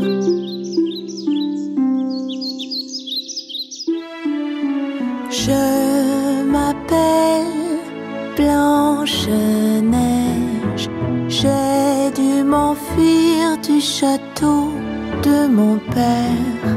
Je regarde le ciel et je parle à ma mère qui a rejoint les